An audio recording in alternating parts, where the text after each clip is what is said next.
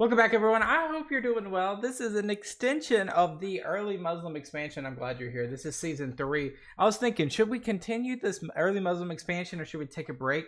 There's so much out there that I don't want to take a break. I want to get done with this. Not because I want to get it over with, but I want to conclude our story before we jump around. So this is Kings in General, of course, early Muslim expansion, Europe, North Africa, Central Asia. It's 3.5 hours long. So, lovely, they did chapters for us this time, so we're going to kind of go chapter by chapter. We'll know kind of how long each particular video is going to be. Yeah, glad you're here. If you're new here, this is what we do. We do history reactions, as well as make sure that you hit that like button. Leave a comment throughout the video as well. Hit that subscribe button. But let's just jump right into it, not waste any more time. Let's go. I'm excited. In the first half of the 7th century, the Muslim Caliphate burst out of the Arabian Peninsula, defeating both the Eastern Roman and Sassanid empires in a series of decisive battles, shocking the ancient world and changing the status quo of the region forever. And I forgot what I was going to say. It feels like that's all that's left for them now. Is you have Ethiopia sort of like as a threat. You have North Africa as a threat. You have Byzantine Empire as a threat, and maybe the Sassanids, sort of? In our previous 2 videos on early Muslim expansion, we described these events in detail. By the middle of the century, the conquests continued, but the cracks started to show. That's Iberia. In this episode, we will talk both about these conquests that brought the Caliphate to its largest extent, from France to Central Asia, and the internal strife that first ended the Rashidun Caliphate, bringing the Umayyad dynasty to power and starting early sectarian divisions, weakening the Umayyads in the process. Wow. Welcome to the 3rd long-form video in our series on the early Muslim expansion. And let me know, guys, below, is this the last documentary for early Muslim expansion? Is it over after this? Long videos are difficult to make, and the algorithm is currently unkind, so we ask for your support to continue producing our videos. Please like, share, comment, and subscribe. Let go. Initially, the reign of Caliph Uthman ibn Affan was a time of progress for the growing Rashidun Caliphate.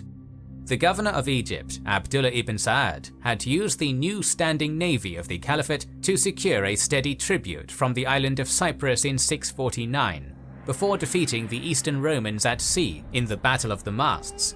Meanwhile, the advancing armies of Anaf ibn Qais and Abdullah ibn Amr were making further headway into the rapidly crumbling Sassanid Empire. Yazdegerd III, last of the Persian King of Kings, had been reduced to little more than a fugitive, fleeing from city to city ahead of the conquerors. After the fall of Fars province between 649 and 650, attempts to raise support in first Kerman and then Sekistan each failed, with the governors of these provinces refusing to pay taxes to a destitute and powerless emperor or harbour him from the advancing Arabs. Finally withdrawing to Merv, he made a last-ditch effort to stem the tide by appealing to his allies among the Hephthalite principalities. Some soldiers were indeed sent to support him, but they would never see battle against the Arabs. Unwilling to continue throwing away lives in a hopeless war after the desertion or surrender of Yazdegerd's vassals, his last general Farrukhzad abandoned him in 651, with Merv's governor Mahuisuri turning against him as well shortly after. So they're cooked. Like, there's nothing much left of the Sassanids. With his last supporters defeated by Suri's own Hephthalite allies, the King of Kings finally met his end, hiding in the home of a humble miller outside Merv, murdered for his jewelry.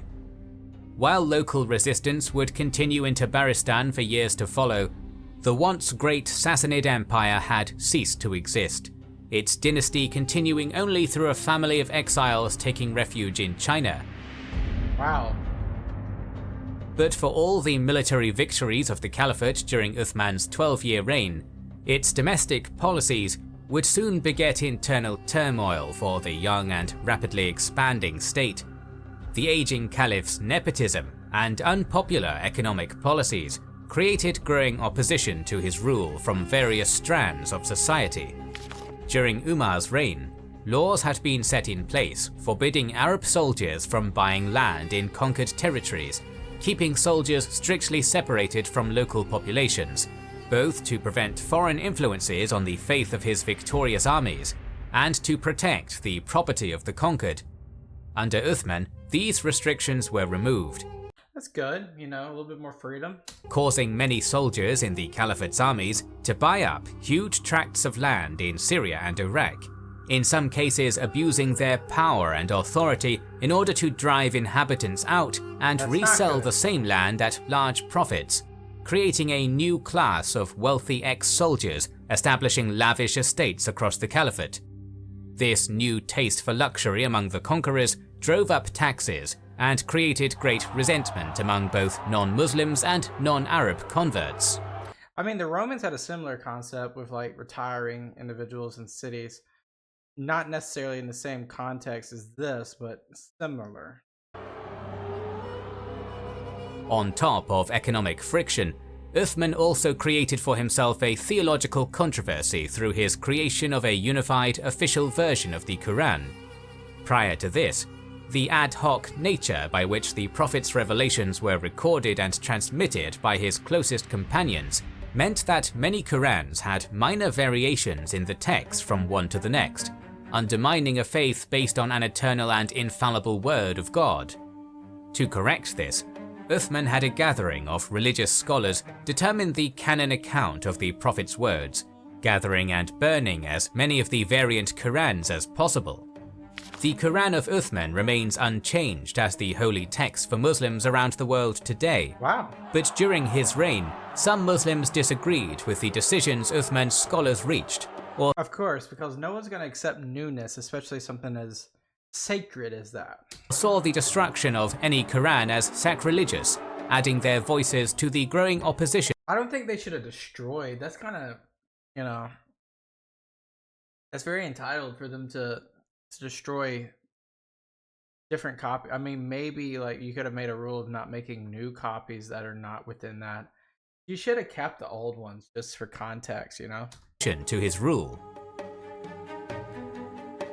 The long simmering resentment against Caliph Uthman boiled into open rebellion in 656. In Egypt, Kufr and Basra, disaffected soldiers from local garrison towns gathered and marched on Medina to demand Uthman's deposition and the election of a new caliph. Wow. Having been told by agents that the grievances against him were frivolous and a revolt unlikely, Uthman was caught unprepared when the bands of soldiers converged on Medina. Though he refused to step down as caliph, Uthman attempted to reach a peaceful settlement, sending Ali ibn Abi Talib, the Prophet's son-in-law and one of the first Muslims, to negotiate with the rebels on his behalf.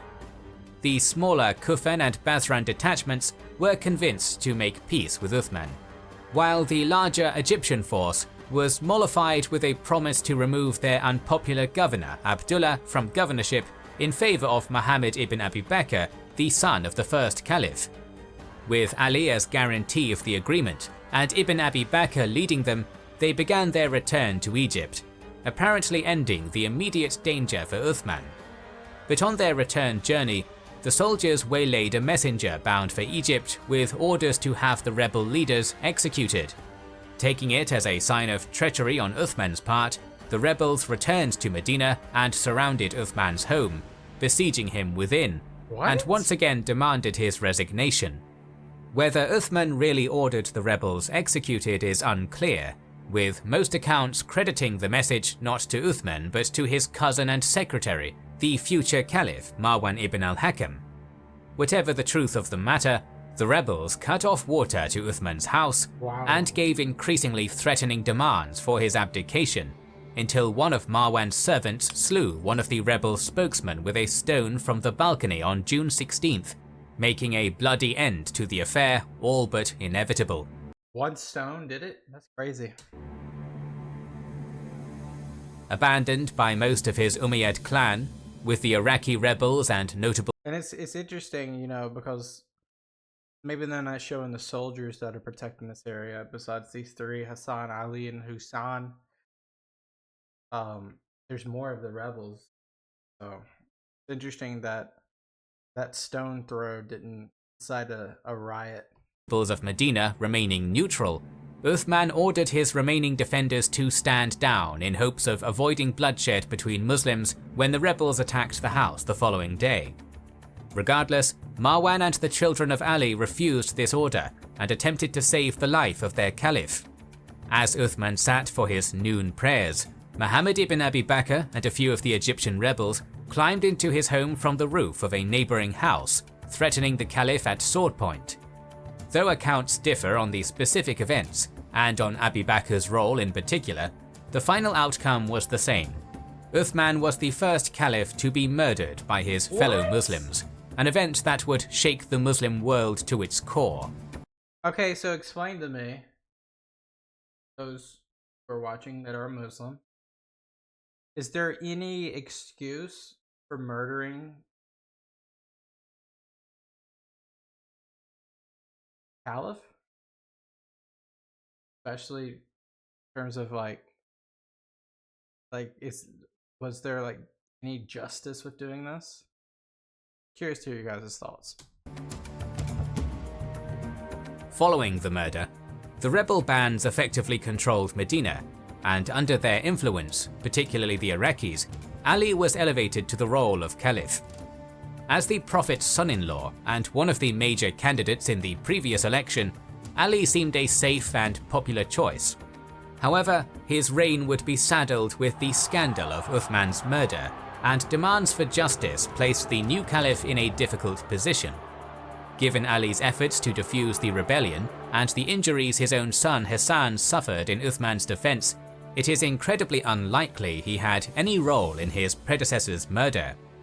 But many of the rebels who had opposed Uthman were now his most important supporters, so punishing them would have alienated his power base and potentially led to his own demise. Catch-22. Stuck in a trap, Ali allowed Uthman's murder to go unpunished, which led to accusations of weakness and complicity, particularly from Uthman's powerful Umayyad clan, laying the groundwork for the First Islamic Civil War. Whoa.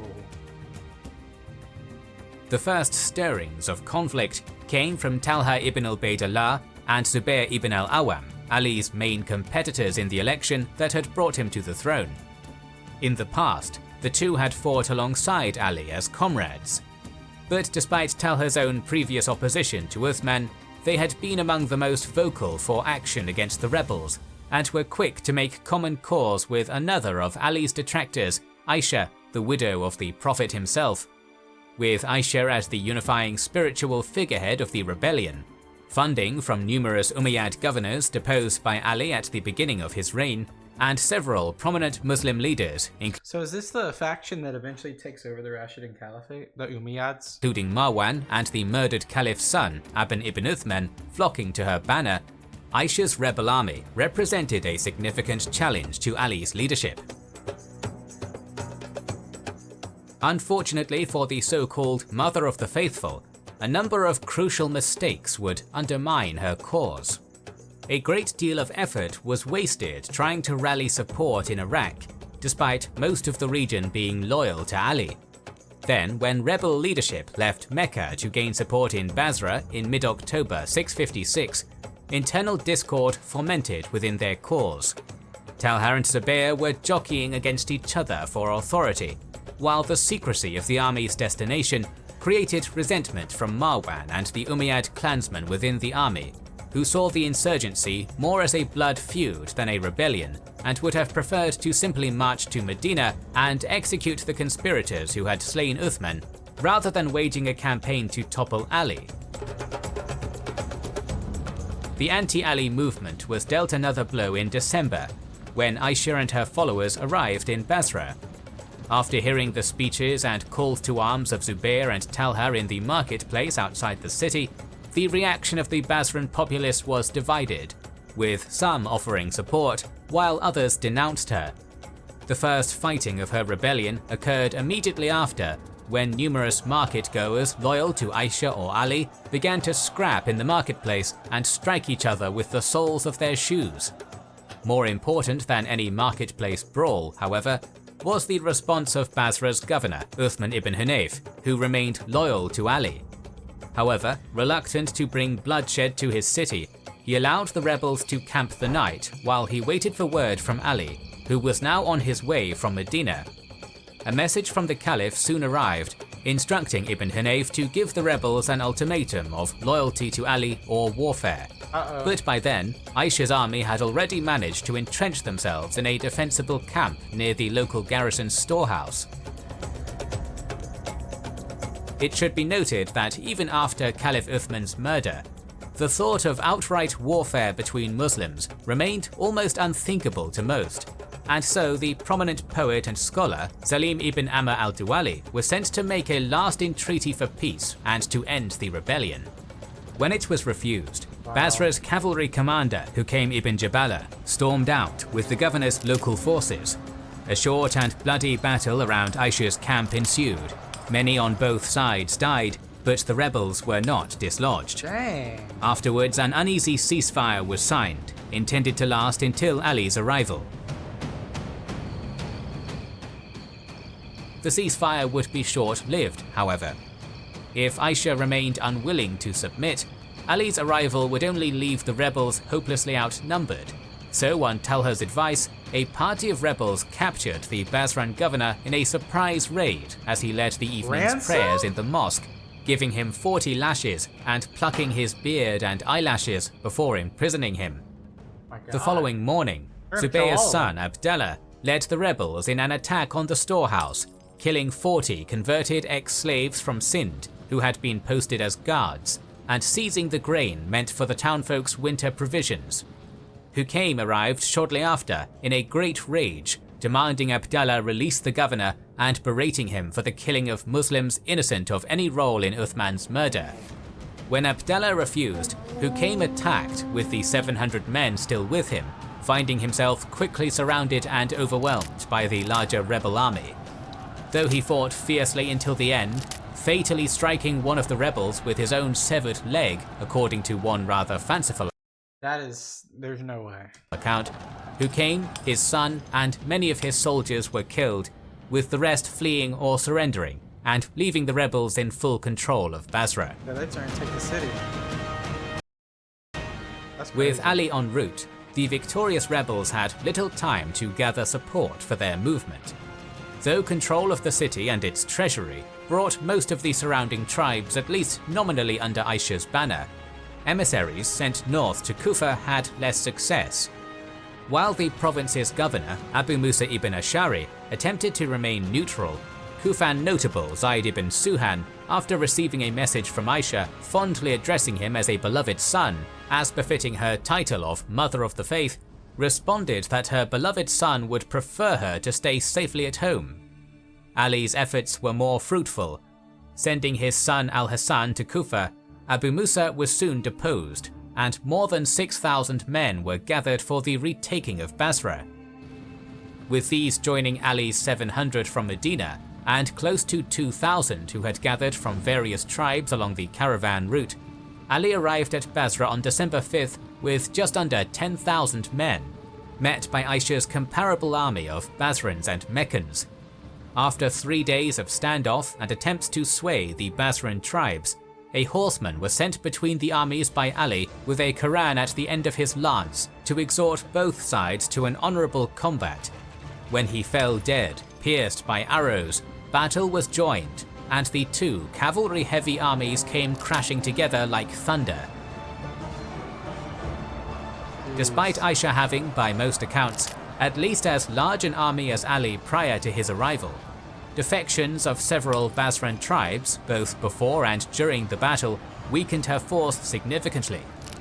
In the center of Ali's army, Abu Qatada al-Numan led the Kufan foot soldiers, while Ali's son, Muhammad ibn Hanafiya, carried his father's standard. On the right wing of Ali's army, Malik al-Ashtar led the bulk of the Kufan cavalry, soon routing the tribesmen of the Banu Hanzala leading Aisha's left. And on Ali's left, the storied companion Ammar ibn Yasir is said by some to have driven Zubayr, who had been given overall command of the rebel army, to abandon his army and leave without fighting. Zubayr's desertion is a matter of some mystery. Despite his past victories and talent as a commander, all accounts agree he abandoned his army and retreated very early in the battle, though there are a variety of reasons given.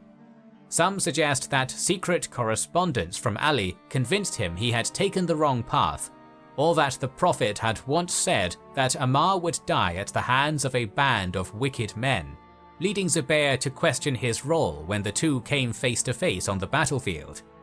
Others point to Aisha's refusal to acclaim him as Caliph on the eve of the battle, suggesting that she favoured Talha and that Zubair's role in the rebellion had been a self-serving grab for the throne. Either way, his desertion left Talha to take command of a rapidly worsening situation. Leading a strong force of Basran cavalry, he made a number of charges against Ali's left and centre, at first with great success. But once Ali's right wing punched through his lines, he found his mobile cavalry bogged down and risking envelopment.